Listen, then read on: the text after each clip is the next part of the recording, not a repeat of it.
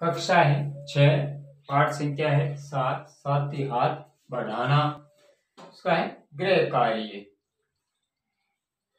इसके शायर है साहिर लुधियानवी। इससे पहले हमने पाठ संख्या 6 पाठ नजर के उसका अध्ययन किया, उसका गृह कार्य किया। और आज हम पाठ संख्या 7 साथी हाथ बढ़ाना उसका गृह कार्य करेंगे। इसके जो कवि है वो है साहिर लुधियानवी। गृह कार्य करने से पूर्व ये जो गीत है उस गीत का हम अनुवाद करते हैं, अध्ययन करते हैं, सुनने का प्रयास करते हैं। उसके बाद में हम इसकी जो 3 प्रश्न लिखे गए हैं उनका उत्तर खोजने का प्रयास करते हैं। पाठ है यानी गीत है, साथी हाथ बढ़ाना, एक अकेला थक जाएगा मिलकर बोझ उठाना। साथी हाथ बढ़ाना, हम मेहनत वालों ने जब भी मिलकर कदम बढ़ाया। सागर ने रास्ता छोड़ा, पर्वत ने शीश झुकाया। फौलादी है सीने अपने, फौलादी है बाहें, हम चाहे तो चट्टानों में पैदा कर दे राहें। साथी हाथ बढ़ाना, बोझ यानी होता वजन, काम का भार। सागर यानी होता है समुद्र, पर्वत यानी पर्वत पहाड़, शीश यानी शीत, फौलादी यानी लोहे जैसा मजबूत, रास्ते यानी राहें यानी होते रास्ते। तो इसका अर्थ होगा कि कवि कहता है कि साथियों हाथ बढ़ाकर एक दूसरे की मदद करो। अकेला आदमी तो थक जाएगा, सब मिलकर काम के बोझ को उठाओ। मेहनती लोग जब मिलकर काम करते हैं, आगे बढ़ते हैं, तो समुद्र और पर्वत जैसी घटनाएं भी रास्ता नहीं रोक पाती है। हमारे दिल और हमारे हाथ दोनों फौलाद की तरह मजबूत है। अगर हम इरादा कर लें तो चट्टानें भी हमारा रास्ता नहीं रोक सकती। हाथ बढ़ाओ साथियों, मिलकर जीवन बिताओ। इनमें अगर गद्यांश के प्रश्न उत्तर भी करें, यानी पद्यांश है, पद्यांश के प्रश्न उत्तर करें तो भी कर सकते हैं। कवि मेहनत कश लोगों से हाथ बढ़ाने को क्यों कह रहा है? इसका उत्तर होगा कवि चाहता है कि सभी श्रमजीवी लोग एक दूसरे का हाथ बटाए, जिससे काम का भार हल्का हो जाए। दूसरा है मेहनती लोगों ने जब कभी मिलकर आगे बढ़ने का निश्चय किया है तो क्या हुआ है?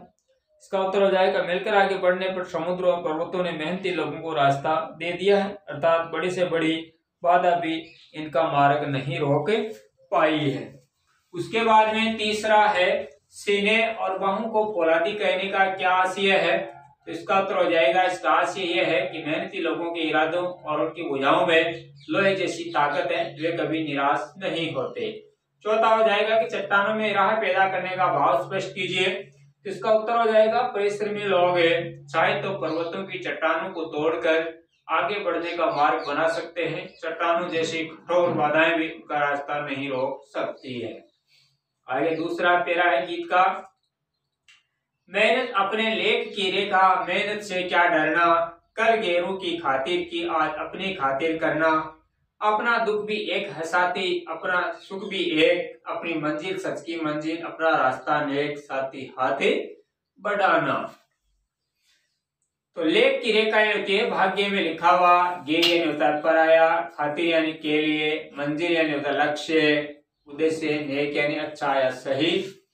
इसका भावार्थ हो जाएगा कवि मेहनती लोगों से कहता है कि परिश्रम करना तो हमारे भाग्य में लिखा है, फिर मेहनत करने से क्या घबराना। कल तक हमें दूसरों के लिए मेहनत करनी पड़ती थी, अब हम अपने लिए परिश्रम करेंगे। साथियों हमारे दुख और सुख एक जैसे है, हमारे जीवन का लक्ष्य सच्चाई के लिए संघर्ष करना है, इसलिए हमारा रास्ता भलाई का रास्ता। साथियों एक दूसरे की सहायता के लिए हाथ बढ़ाओ। इसके भी गीत के प्रश्न उत्तर कर सकते हैं गद्यांश के। तो कवि के अनुसार मेहनती लोगों को मेहनत करने से क्यों नहीं डरना चाहिए? इसका उत्तर हो जाएगा कवि का मानना है कि मेहनत करना उनके भाग्य में लिखा है, अतः मेहनत तो करनी ही पड़ेगी। दूसरा है परिश्रमी लोगों की मेहनत में क्या अंतर आ गया है? इसका उत्तर हो जाएगा पहले उन्हें दूसरों के लिए मेहनत करनी पड़ती थी, लेकिन अब उन्हें अपने लिए मेहनत करनी है। तीसरा प्रश्न श्रमजीवी लोगों के सुख दुख एक जैसे क्यों है? इसका उत्तर हो जाएगा श्रमजीवी लोगों की जिंदगी एक जैसी होती है, शोषण और अभाव सभी मेहनती लोगों के लिए दुखदायी होते हैं और इनसे मुक्त होना सभी के लिए सुखदायी होता है। चौथा हो जाएगा कि मेहनती लोगों की मंजिल और रास्ता कैसे है? तो इसका उत्तर हो जाएगा मेहनती लोग सच्चाई के लिए संघर्ष करते हैं और उनका जीवन अच्छाई से पूर्ण होता है। तीसरा पेरा है गीत का, एक से एक मिले तो कतरा बन जाता है दरिया, एक से एक मिले तो जर्रा बन जाता है सेहरा, एक से एक मिले तो राई बन सकती है पर्वत, एक से एक मिले तो इंसान बस में कर ले किस्मत, साथी हाथ बढ़ाना एक अकेला थक जाएगा मिलकर बोझ उठाना। तो कतरा यानी होती है बूंद, जरा सा पानी, दरिया यानी नदी, जरा यानी कर्ण, सेहरा यानी होता है रेत का मैदान रेगिस्तान, राई यानी छोटी सरसों, पर्वत बोलते हैं पर्वत को, इंसान यानी इंसान को, आदमी को, किस्मत यानी होता है भाग्य। तो इसका व्यवहार तो जाएगा साथियों, मेल में बड़ी ताकत होती है, एक से एक बूंद मिला दी जाए तो वह नदी बन सकती है, यदि कण से कण मिलते जाए तो एक रेगिस्तान बन सकते हैं, राई जैसी छोटी चीज भी हिलती चली जाए तो पर्वत बन सकती है। इसी प्रकार अगर आदमी से मिलता चला जाए तो अपनी किस्मत बदल सकता है। इसलिए साथियों आगे आओ और एक दूसरे का हाथ बंटाओ, इसी से सुख और सफलता मिलेगी। प्रश्न है, कतरे मिलते जाए तो क्या बन सकते हैं?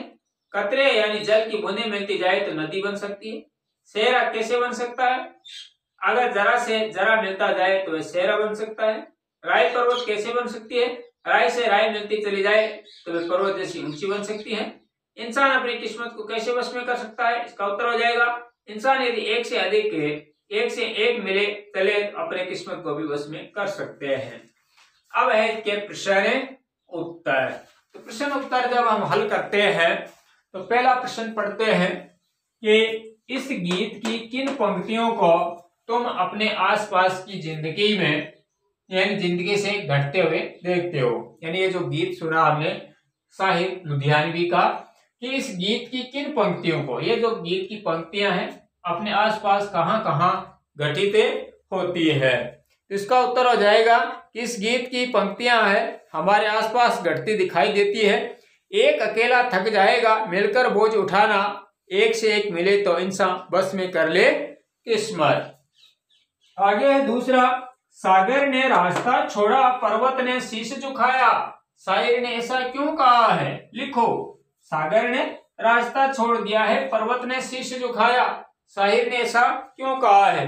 तो इसका उत्तर हो जाएगा कि शायर ने ऐसा मिलजुल कर काम करने की भावना में कितनी ताकत होती है ये दिखाने के लिए कहा है। सबकी मिली हुई शक्ति के सामने सागर और पर्वत जैसी बाधाएं भी नहीं ठहर सकती है।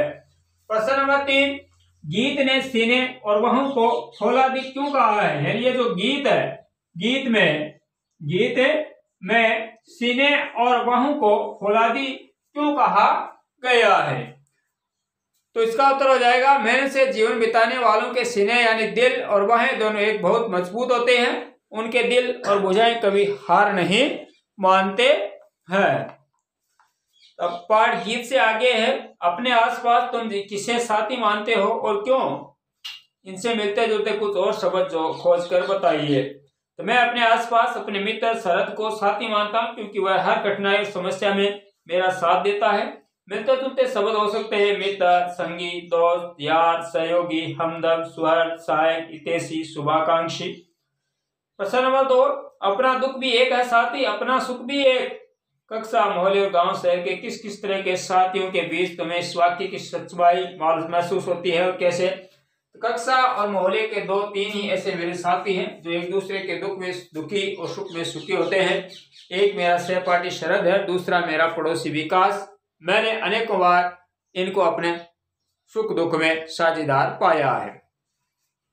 प्रश्न नंबर 3, इस गीत को तुम किस माहौल में गुनगुना सकते हो? इसका उत्तर हो जाएगा, इस गीत को मैं घर पर या माँ या पिताजी का हाथ बंटाते हुए अपने मित्रों की सहायता करते हुए गुनगुना सकता हूँ। यह है कक्षा 7 में साथी हाथ बढ़ाना पाठ का गृह कार्य।